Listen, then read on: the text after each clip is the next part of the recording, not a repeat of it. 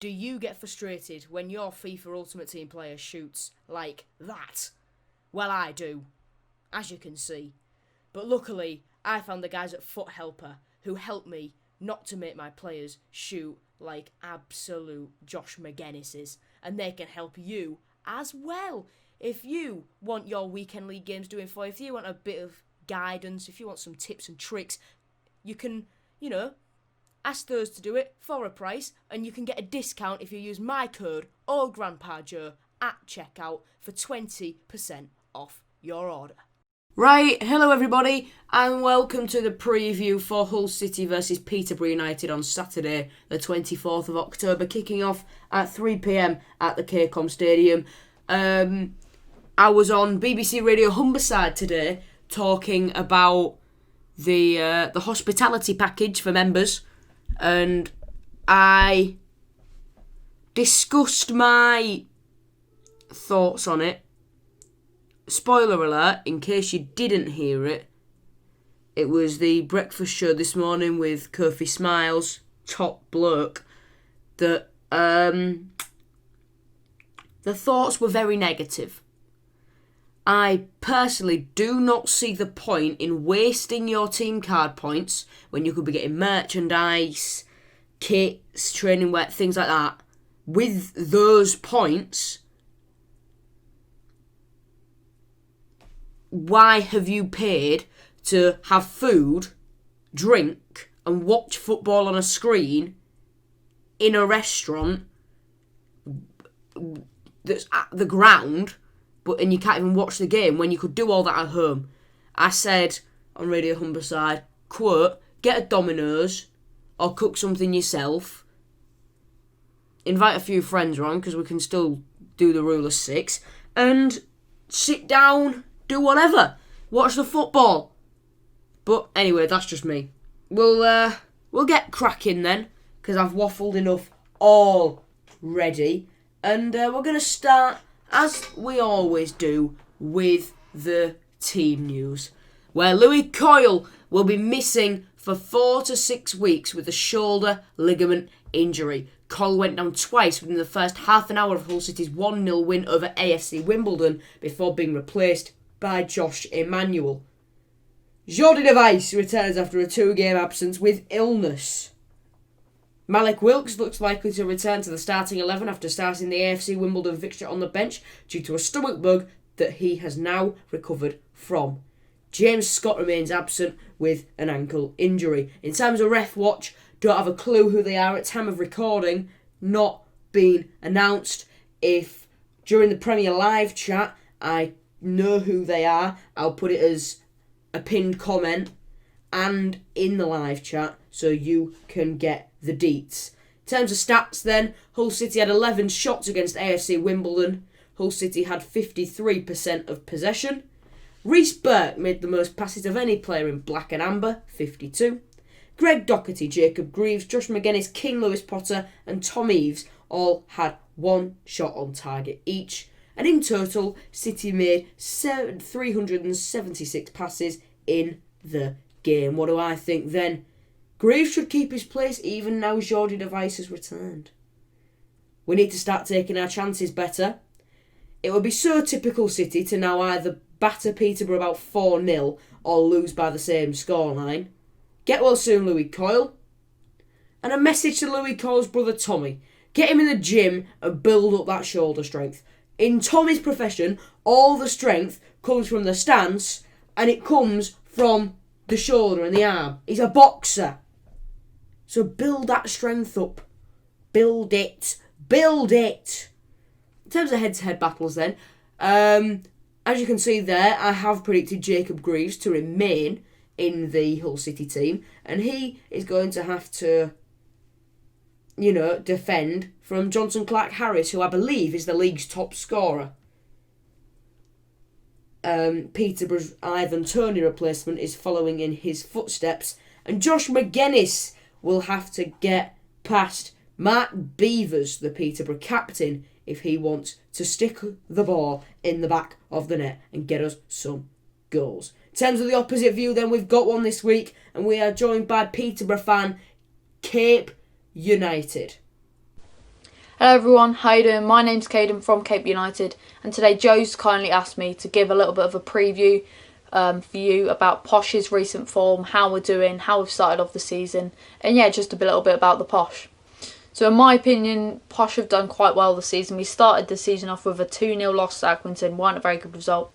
Then we won 2-1 against Fleetwood, 2 late winners in added time. And it was a good game from Posh, but we didn't even look that good. Then there was a Sunderland game, we lost 1-0, we just didn't take our chances. And then we beat Swindon at home 3-1, that was a good result. And I think when we changed formation, we've definitely looked a lot better.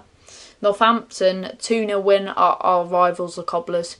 One of our biggest rivals. It was a good win. And our game last Saturday was a 2-0 win over Oxford. Obviously Oxford are bottom of the league at the minute. They've not started off that great, but in my opinion, they're still a good team.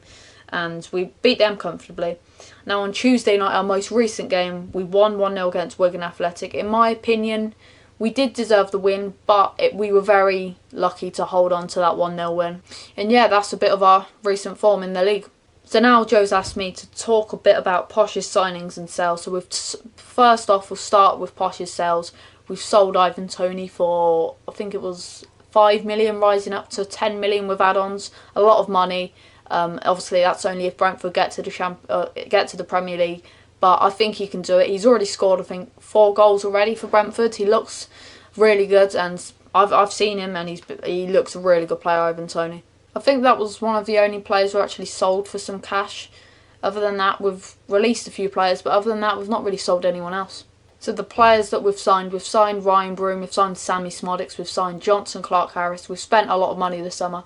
That's just a couple of the signings that we've made.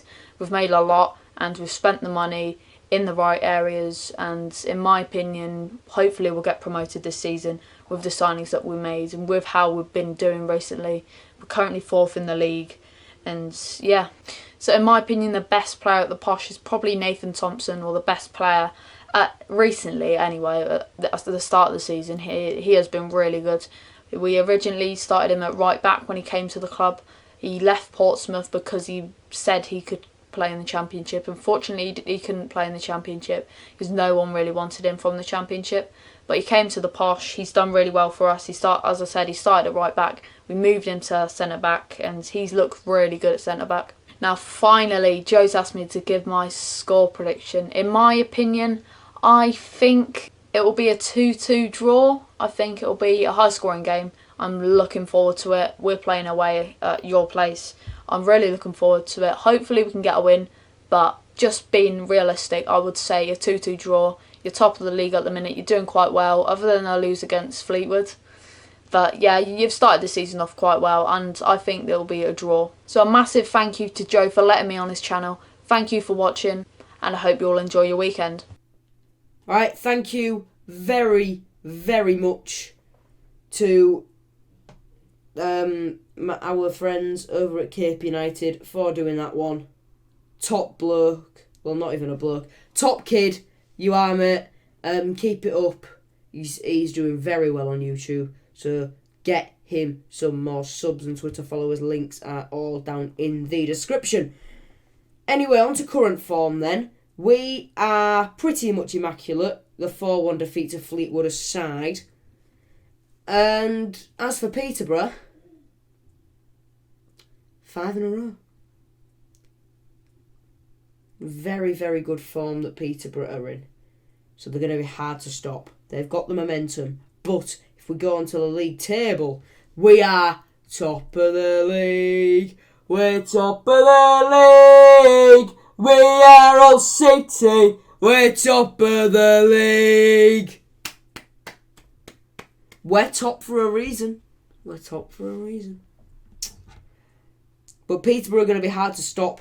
And as we look around the grounds, we're going to start midway through this list. As I've got it on my screen, I might change it for what's on yours. On my little preview, actually, I'm going to change this now. Let's get rid of that. And there we go. So around the grounds then, you can see the graphic now that I've changed it on my screen. Lincoln City face Ipswich Town. If you look back at the league table, it's a second versus third clash on the same weekend that first play fourth. It's spicy up at the top of the table this weekend. And as we look further down the list, you'll see other interesting ties, where Gillingham face Fleetwood Town, Accrington Stanley face Bristol Rovers, two sides just outside the playoffs.